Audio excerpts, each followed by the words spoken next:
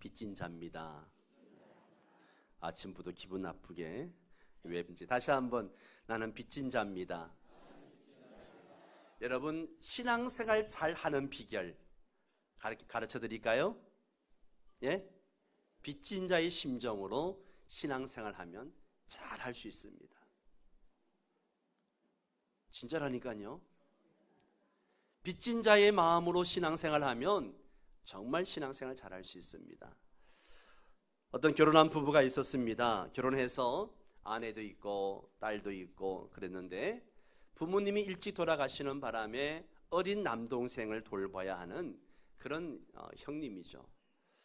부모님이 재산을 남겨준 것도 없고 넉넉한 생활도 아니라서 방 2칸짜리에 살면서 이제 남동생까지 데리고 살아야 되는 그런 어려운 생활이었습니다. 그렇게 10년을 살았습니다. 얼마나 답답하고 좁고 불편한 생활이었겠습니까?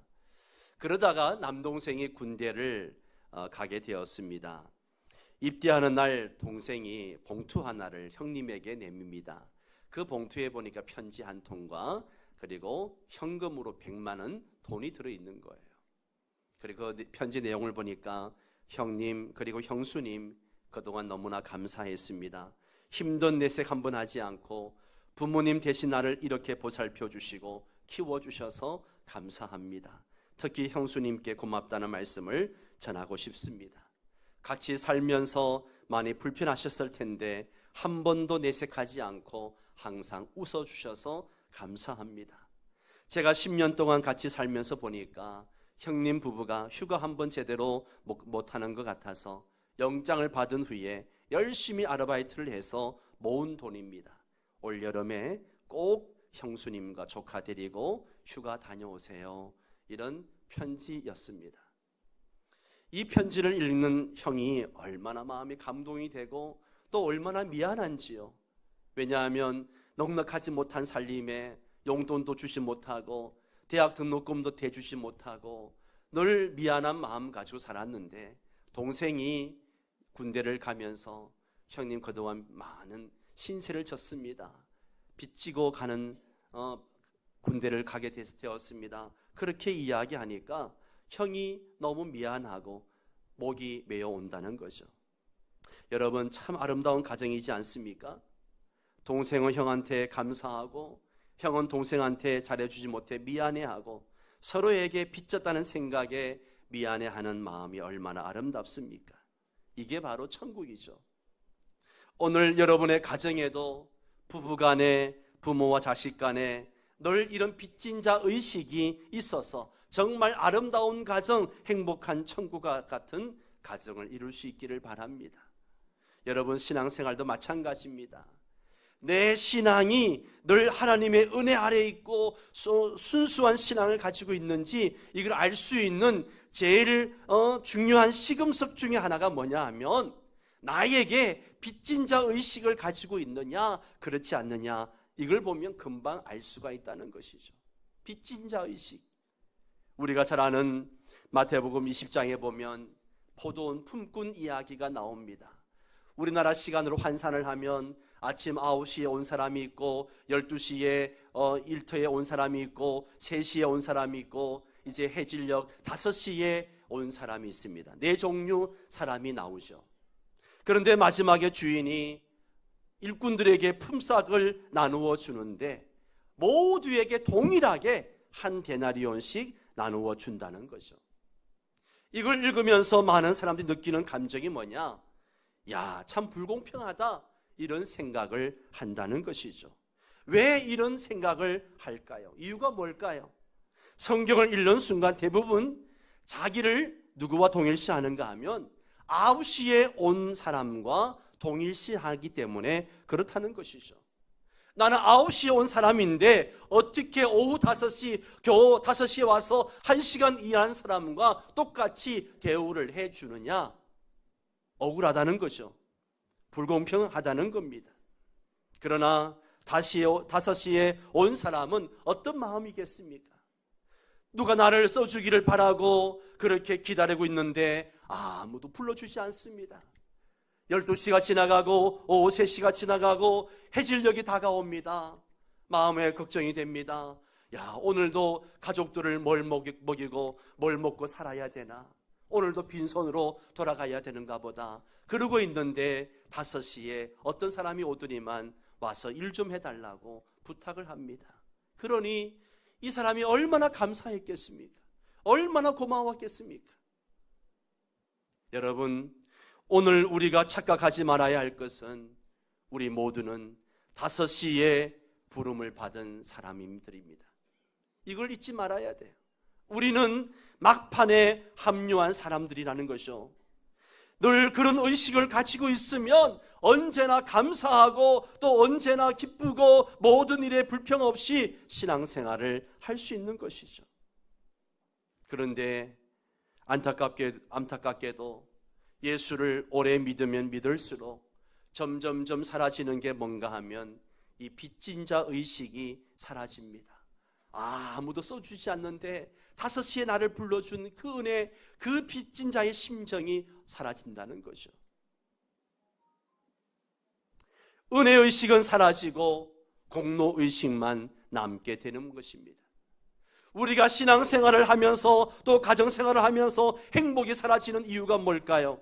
모두가 마음속에 불만이 가득합니다. 왜요? 내가 채권자라는 것이죠. 내가 받을 게 있다는 거예요. 그래서 그 속에 있어야 할 빚진 자 의식이 사라져 버리니까 모든 게 불만스럽고 못마땅한 거죠. 남편은 아내에게 못마땅하고 아내는 남편에게 불만이 많고 부모는 자식에게 불만이 많고 자식은 부모에게 불만이 많고. 여러분, 내 속에 채권자 의식을 가지고 있으면 반드시 생기는 게 뭐냐 하면 피해 의식입니다. 피해 의식이에요. 나는 피해자다. 신앙생활 할 때도 이런 사람이 있습니다. 하나님에 대해서도 섭섭한 사람들이 있습니다. 내가 하나님께 이렇게 헌신했는데, 이렇게 몸과 마음을 바쳐서 충성을 다했는데, 이렇게 시간과 물질을 들여서 열심히 섬겼는데 왜 나를 안 알아주느냐고, 왜 나에게 안 갚아주시느냐고. 이런 신앙을 우리는 무슨 신앙이라고 이야기합니까? 기복신앙이라 그러죠. 기복신앙. 여러분, 우리가 이런 기복신앙을 가지고 있는 게 왜 나쁜지 아십니까? 기복신앙이 왜 나쁜지 아세요? 우리 하나님을, 그 하나님조차도 채무자로 만들어 버리기 때문에 나쁜 겁니다. 하나님, 내가 한 것이 있으니 빨리 갚아주세요. 내가 지금까지 드린 게 얼만데, 내가 충성한 게 얼만데, 헌신한 게 얼만데 빨리 갚아주세요. 이렇게 하나님마저도 채무자로 만들어 버린다는 것. 이것만큼 악한 태도가 어디 있겠습니까? 이것만큼 악한 신앙이 어디 있겠습니까? 그런데 그건 모르고 자기 자신이 열심히 했다, 충성 다했다, 그것만 생각하고 있다는 것이죠. 사랑하는 성도 여러분, 오늘 우리가 바른 신앙의 순수함을 회복하기 위해서는 어디서부터 출발해야 되는가? 바로 나는 빚진 자이다 라고 하는 의식에서 출발을 해야 됩니다. 여러분, 우리는 빚진 자입니다. 생각해 보세요. 자격 없고 죄와 허물로 말미암아 죽고 마땅한 우리를 연약하고 부족함에도 불구하고 하나님의 자녀로 불러주셔서 당신의 아들을 십자가에 죽기까지 우리를 사랑하시는 그 사랑을 입었는데, 이러한 빚진 자 의식이 없이 신앙생활을 하면 아무리 신앙생활을 오래 해도 그 마음에 감사가 없고 감격이 없고 은혜가 없습니다. 늘 무미건조한 신앙생활, 감격이 없는 그냥 메마른 신앙생활을 할 수밖에 없는 것이죠. 오늘 내 신앙이 기복신앙인지 아닌지, 내 신앙이 건강한 신앙인지 아닌지 뭘 보면 아느냐? 내 마음에 빚진 마음이 있는가, 아니면 받을 것이 있다고 생각하는 그 마음이 더 큰가, 이걸 보면 알 수 있다는 것이죠.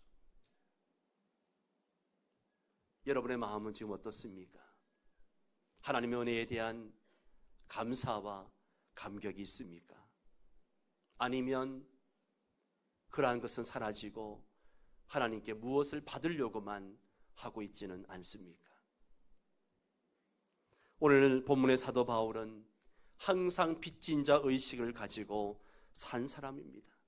빚진 자 의식을 가지고 살았기에 어떤 일을 당해도 그 마음에 감사가 있었고 기쁨이 있었습니다. 감옥에 갇혀도 감사했고 기뻐하라고 오히려 사람들을 격려하고, 고난과 어려움을 당하고 수많은 고통을 당해도 그는 모든 것에 만족하고 기뻐하면서 살았습니다. 왜요? 빚진 자 의식을 가졌기 때문에. 14절 말씀을 보십시오. 14절을 같이 읽습니다. 헬라인이나 야만인이나 지혜 있는 자나 어리석은 자에게 다 내가 빚진 자라 그랬습니다. 다 내가 빚진 자라. 바울은 모든 사람에게 다 빚을 졌다라고 이야기합니다. 바울은 평생 복음의 빚을 갚기 위해 수고했고 마지막에는 로마에서 복음의 빚을 갚다가 그곳에서 생을 마감하게 됩니다. 바울이 빚진 자라면 우리 모든 믿는 성도들도 바로 복음의 빚진 사람들입니다. 그래서 우리 성도들은 빚진 자의 신분으로 살아야 합니다. 이는 채권자로 신앙생활할 것이 아니라 채무자로 신앙생활을 해야 한다는 말입니다. 왜냐하면 우리는 이미 많은 은혜를 받았기 때문에, 많은 사랑을 받았기 때문에 빚진 자로 살아야 합니다. 우리가 잘 부른 찬송가 중에 216장에 보면 그 4절에 보면 이런 가사가 있죠. 만 가지 은혜를 받았으니 내 평생 슬프나 즐거우나 이 몸을 온전히 주님께 바쳐서 주님만 위하여 늘 살겠네. 만 가지 은혜를 받았다. 이 만 가지 은혜라는 것은 헤아릴 수 없는 은혜를 이야기하는 것이죠. 그렇기 때문에 우리는 빚진 자입니다. 빚진 자는 빚을 갚아야 됩니다. 빚을 갚지 못하면 영원한 죄인으로 남을 수밖에 없습니다.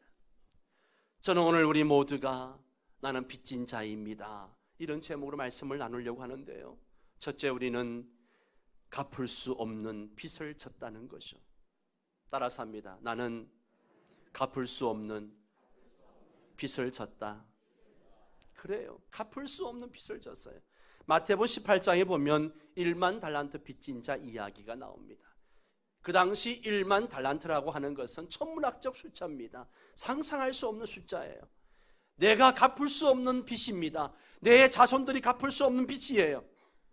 빚 중에는 갚을 수 있는 빚이 있고 도저히 갚을 수 없는 빚이 있습니다. 갚을 수 있는 빚은 문제가 아닙니다. 갚을 수 없는 빚이 문제인 거죠. 사랑하는 성도 여러분, 혹시 도저히 내 능력으로 갚을 수 없는 빚을 져본 사람이 있습니까? 어떤 사람이 사업을 하다가 그만 부도가 났습니다. 많은 빚을 졌습니다. 사업에 실패를 하게 되면 자기 한 사람 고통당하는 것이 아니라 주변에 있는 모든 사람에게 고통을 주게 됩니다. 이 사람이 하루 종일 빚에 시달리다가 저녁에 집에 들어가 잠자리에 누울 때면 늘 이렇게 마음으로 기도한답니다.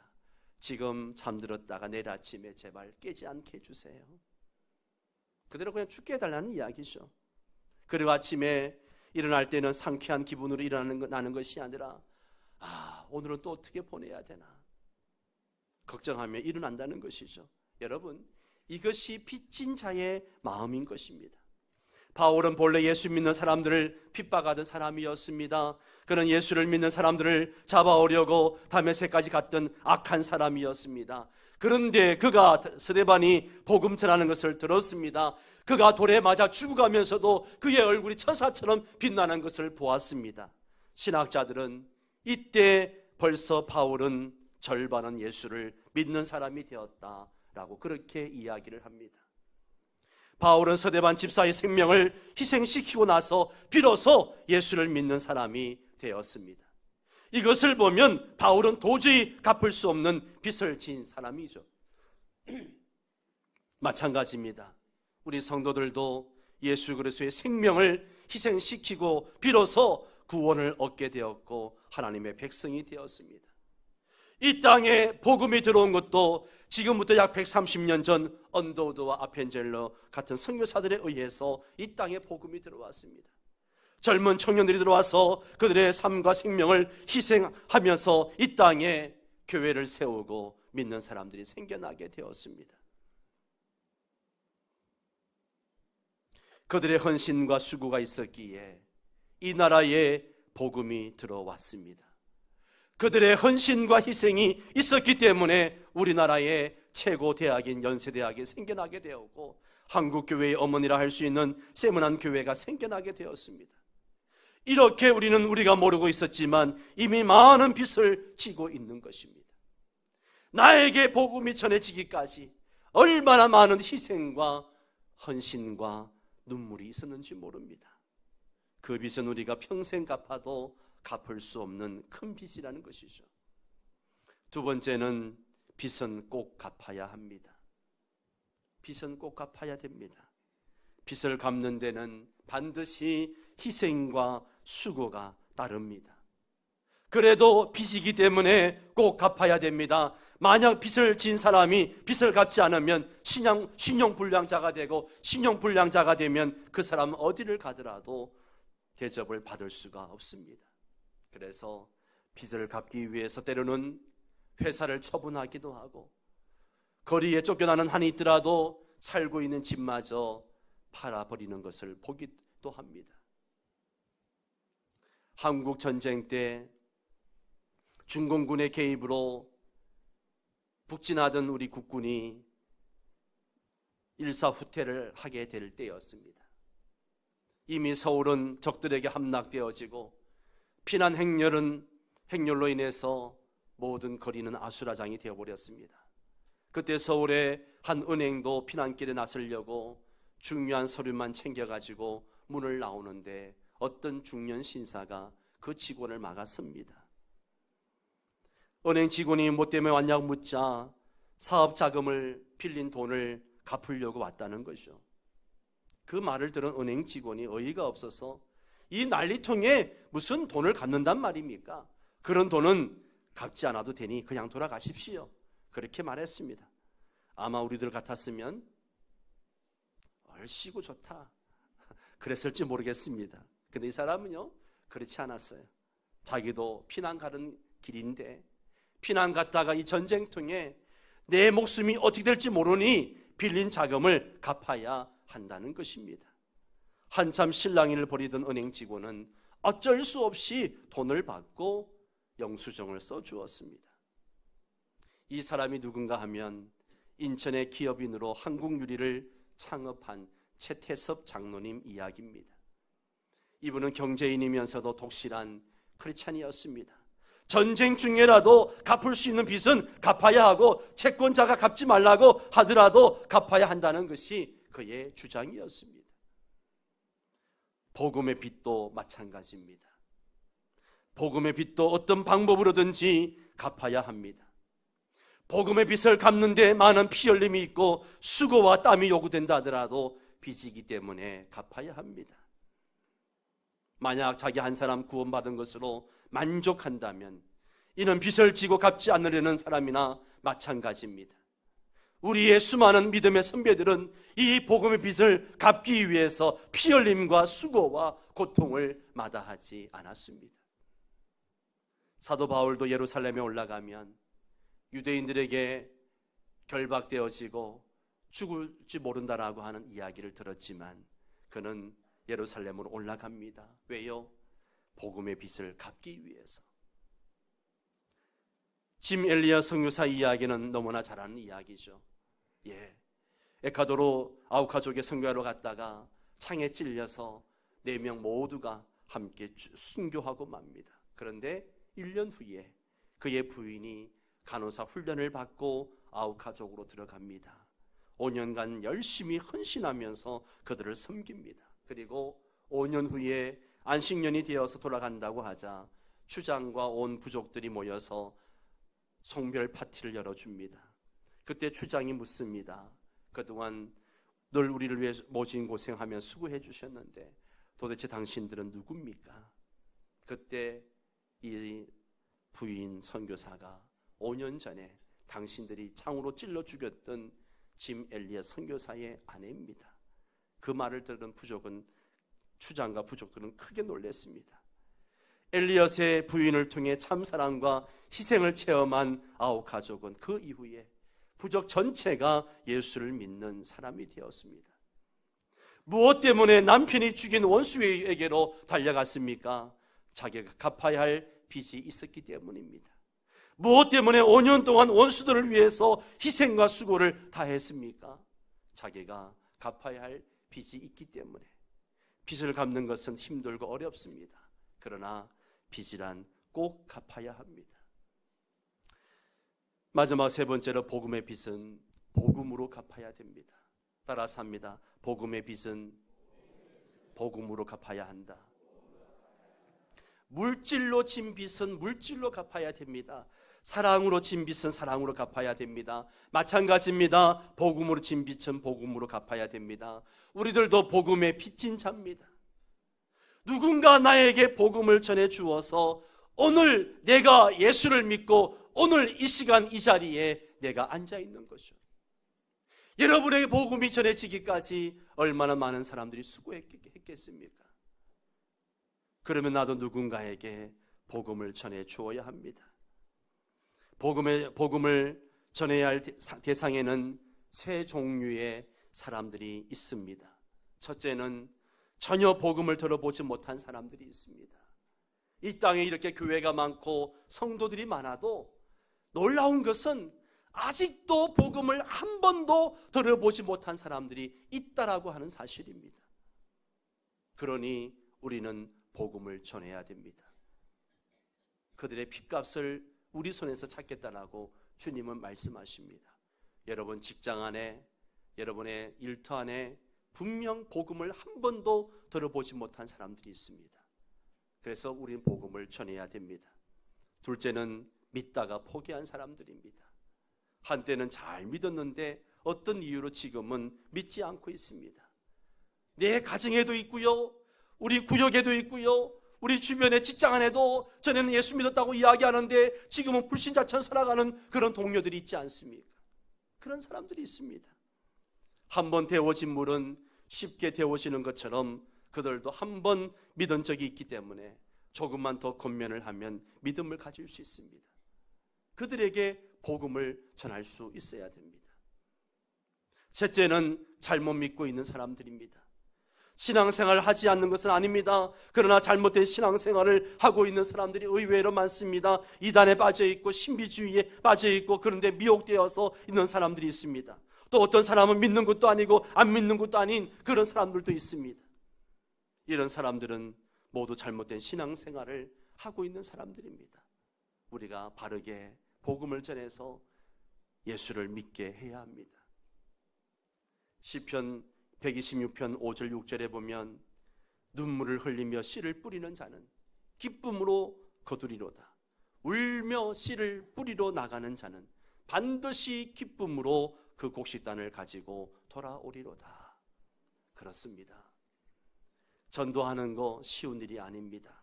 때로는 눈물을 흘려야 합니다. 땀을 흘려야 됩니다. 왜냐하면 전도의 빚은 전도로만 갚을 수 있기 때문에. 사랑하는 성도 여러분, 우리는 빚진 자입니다. 우린 빚진 자입니다.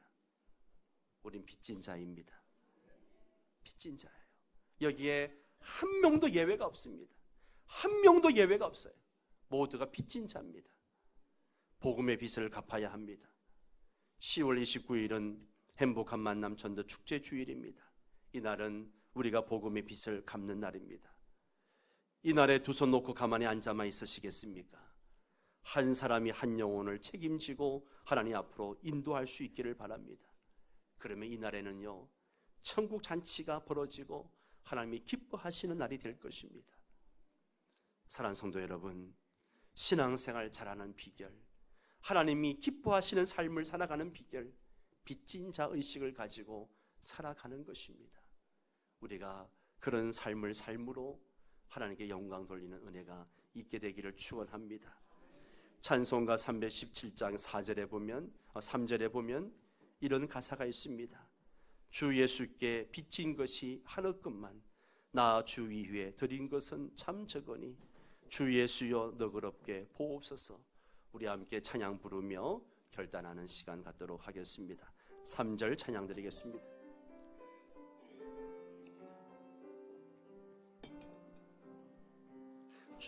주 예수께 비친 것이 하나것만,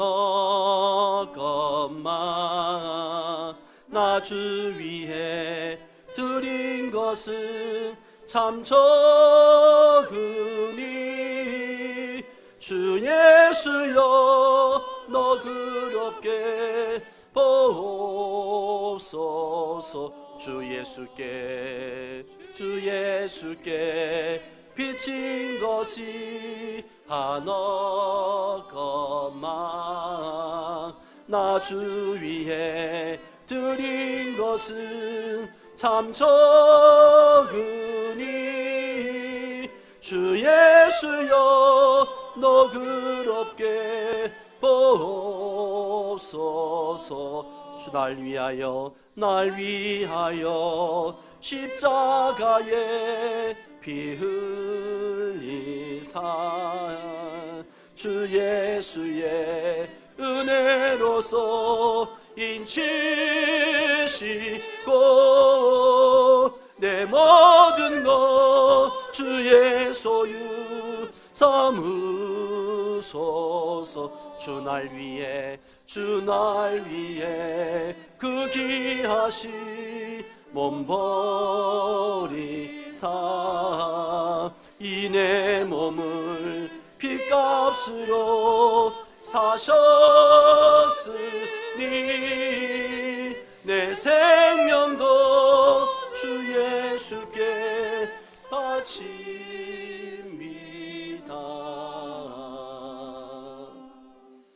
사랑하는 성도 여러분, 우리 모두는 다 빚진 자입니다. 우리 하나님께, 우리 주님께 빚진 자입니다. 빚진 자 의식 가지고 살아가시기를 바라고, 특별히 복음의 빛을 쬐다는 사실을 기억하고, 이 행복한 만남 전도 축제를 위해서 이 복음의 빛을 갚게 하여 주옵소서. 빚진 자 의식을 가지고 살게 하여 주옵소서.